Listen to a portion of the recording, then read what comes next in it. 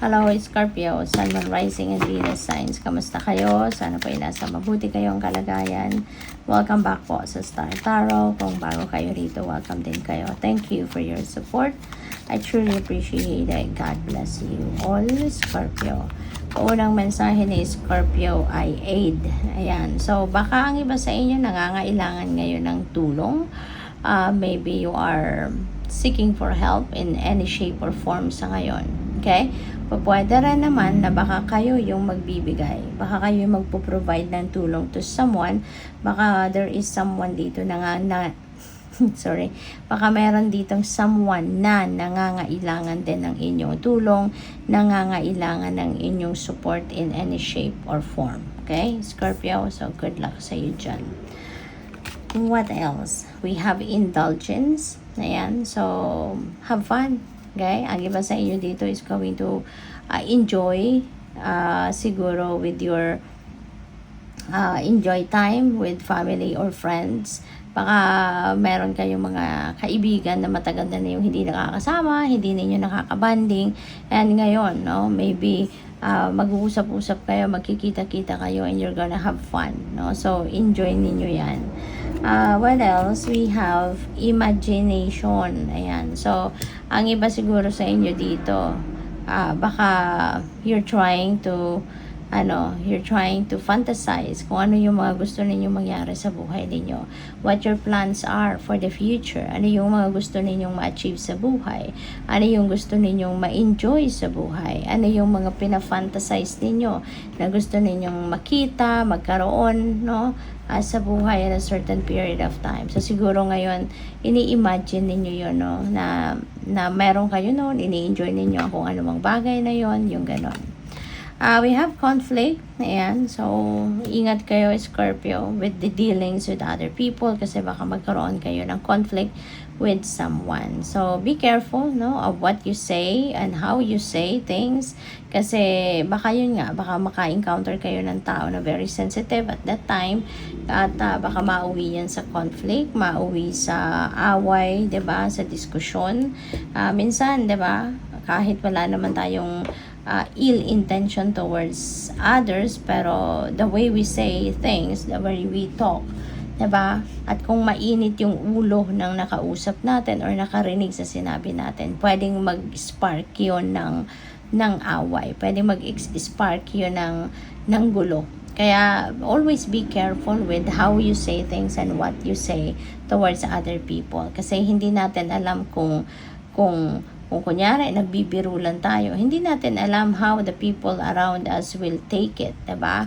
Okay lang kung alam nila na biro yun, alam nila na kilala ka nila, na kung mabiro ka, palabiro ka, yung gano'n. So, that's fine. But what if, diba, may mga tao sa paligid ninyo na hindi ka masyadong kilala, diba? So, pwedeng, diba, pwedeng magalit, pwedeng magkaroon ng gulo, ng drama, diba? Kaya always be careful with how you say things and what you say towards other people.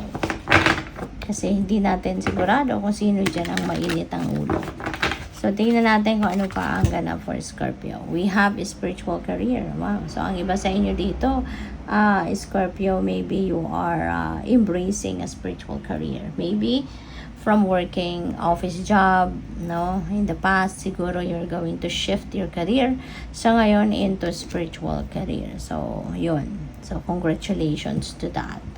What else? We have number 16, rebirth, no? There is a massive change na pwedeng mangyari sa buhay ninyo sa ngayon, no? At yung rebirth na to could be in various areas of life.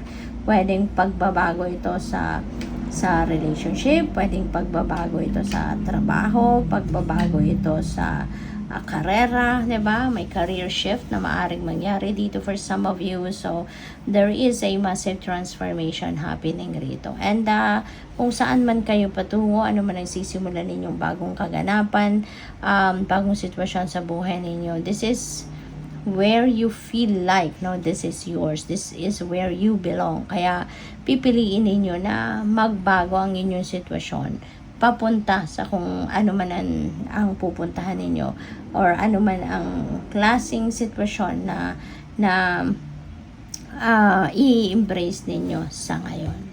So, what else? We have number 61, self-love. Okay?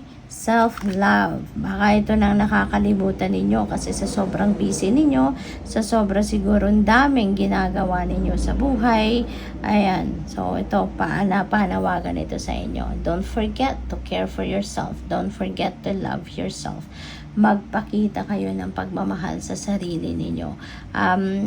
If you are siguro taking care of many people around you, you are taking care, you are of service, no, to the people around you. So, kung kahit ginagawa ninyo yan, gawin din ninyo yan sa sarili ninyo. Kasi unang-una, let's say for example, nasa caregiving industry kayo, nag-aalaga kayo ng mga tao, elders, kids, mga ganon, may mga may sakit.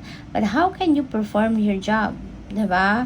Kung kayo mismo, baka meron din mga physical discomfort na nararamdaman, may mga pananakit din ng katawan, 'di ba? Paano ninyo magagawa ng 100% ang trabaho ninyo kung kayo nga kailangan muna ninyong alagaan ang inyong sarili?